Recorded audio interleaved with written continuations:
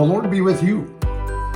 What is in your pandemic playlist? What are those things, whether we're in a pandemic or not, that help you get through the day, help you get through your crises and those stressful moments in life? If there's a pandemic coming up, or if you're ever in need and you can only pick one source of entertainment, what are some things that you would put in that list of items for entertainment? The things that you read, the shows that you watch, the music that you listen to.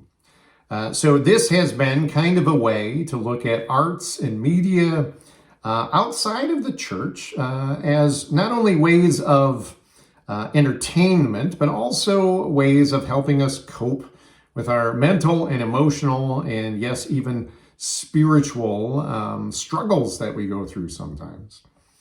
So we have talked about a lot of things. We've made a lot of recommendations in the past. And some of the last few in this series have been a little more lighthearted. I think of things like the Mysterious Benedict Society. I think of Swinger in the Trees. I think of the TV series Monk. Now I'm going to recommend something that is a little bit heavier. So for your pandemic playlist, I am going to recommend the series Chernobyl. Now, this is what we would traditionally call a mini-series. I guess nowadays you might call it more of a limited series. It's got 5 episodes to it. It is a self-contained whole.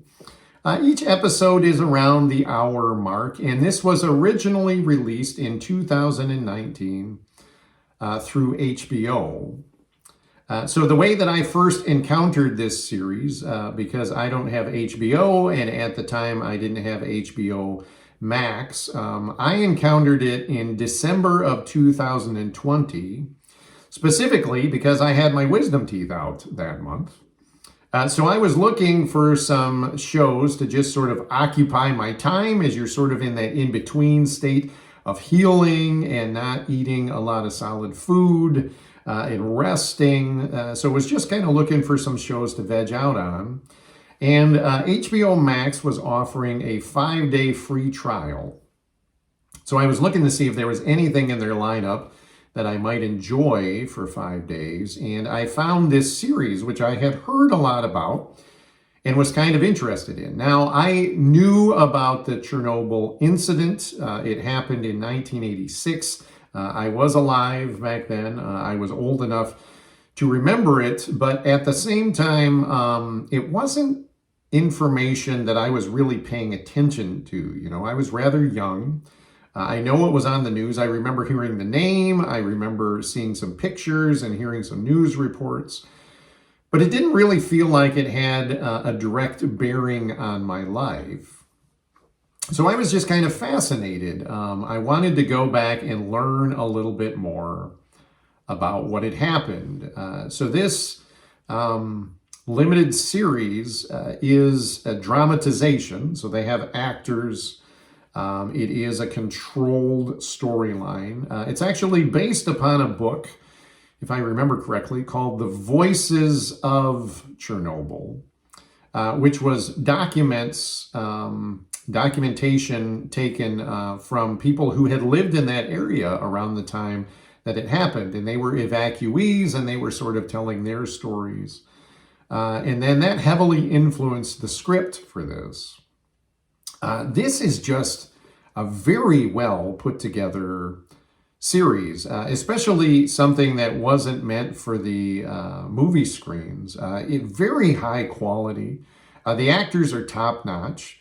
The cinematography and the color grading in this show is just outstanding. It has this very sickly, unsettling look to it.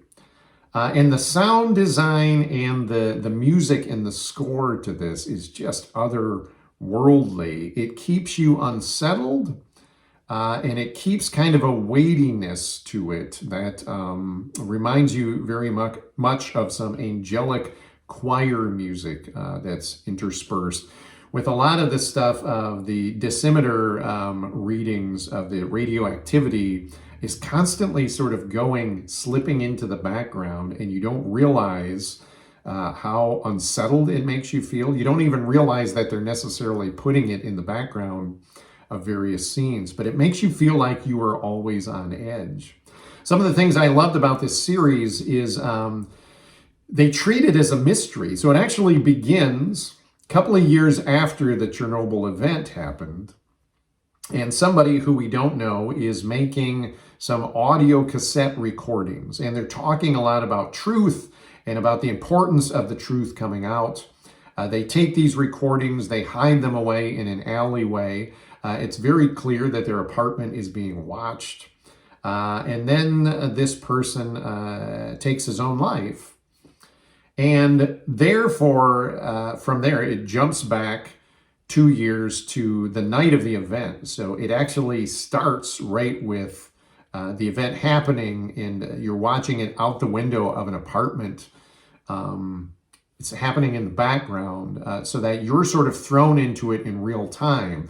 They treat it as a series, as a mystery, that because you know a little bit about the ending, you know a little bit about these recordings, stressing about it's important for the international community to know the truth. And then you just jump into the night that it happened. You never know why. And they keep asking this question throughout every episode. Why exactly did this happen? Who is responsible? What were the safeguards that were ignored? And what I realize that it does, because it treats it like a mystery, is it makes you very interested. You need to see the next episode because you keep getting little bits and pieces. You keep getting a lot of side stories about the human element. And it just keeps you very, very engaged the entire time. Now, like I said, it's very heavy. It's very depressing. It's very graphic. There is extreme language in it. There is a lot of physical sickness and images and discussions about radiation poisoning and what that does at the cellular level to human beings. A lot of heightened fear about what this means for the state of the world. And I know that because it is a dramatization, that there are some pieces of it that are either condensed or composite characters are created.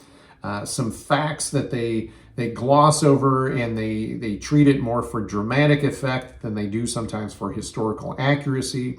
So by all means, don't take it as gospel truth. There's some clear indications that they are taking creative liberties, such as the entire cast is European, even though the majority of the characters who are being played are Russian and Ukrainian. So you start to realize you're seeing a filtered vision of things.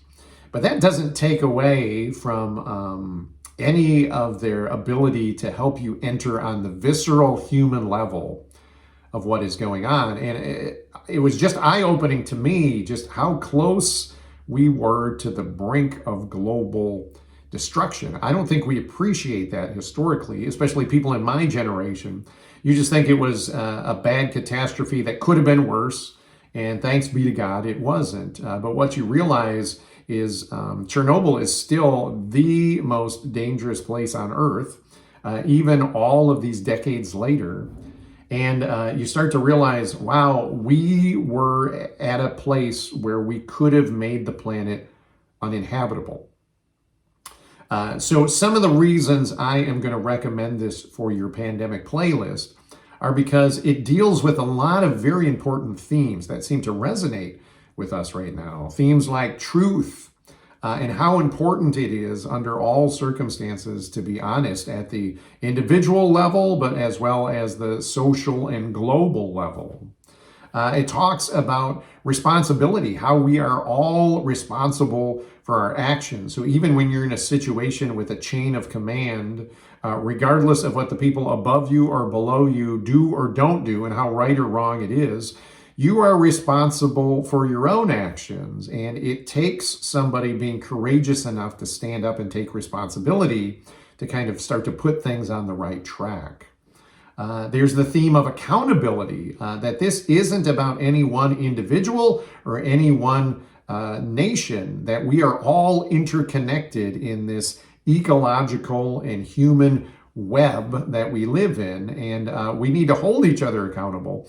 We need to recognize that we aren't just taking care of ourselves, and we aren't just taking care of our own national population, but we're taking care of the earth as well, and that is an incredible stewardship that we've been entrusted with. We can't just do whatever we want to do just because we can dream it up and because it's possible. We need to be a little bit more careful with things. There is this theme of sacrifice and how important it is sometimes to sacrifice yourself, whether your wants, your desires, or even your life for a greater common good. And if people wouldn't have sacrificed their lives and their health and their well-being to try and stop this disaster from spreading, I'm convinced we wouldn't be here today. And maybe that's one of the good last themes. Although it is not overtly religious at all, you cannot help but watch this series and think, wow, if not for divine intervention, we really would be an extinct species right now. Even if you don't have Chernobyl go as wrong as it could, there are enough other national and international instances that have happened, or incidences that have happened, that we could have obliterated ourselves. And it seems like that is possible generation by generation. So we need to continue to rely upon and to give thanks to the providential hand of our one true God. The other reason I am going to recommend this for your pandemic playlist is just because of the state of the world right now. As we think about this war between Russia and their invasion of Ukraine going on, it is so interesting to watch this series when Russia and Ukraine were still one entity, and to think about the divisions that are going on right now, and the heartbreak and the violence and the strife and warfare between these two separate countries now.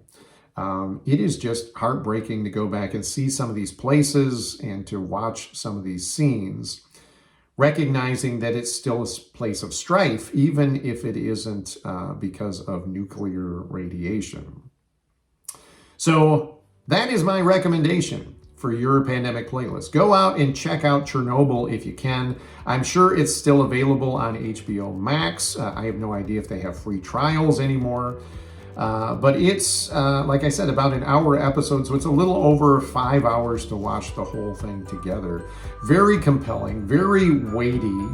You will be depressed, so if that's a trigger for you, by all means, space out your ability to watch it. Maybe search it up and see if it's available on other platforms if you don't have HBO, but it certainly is worth your time.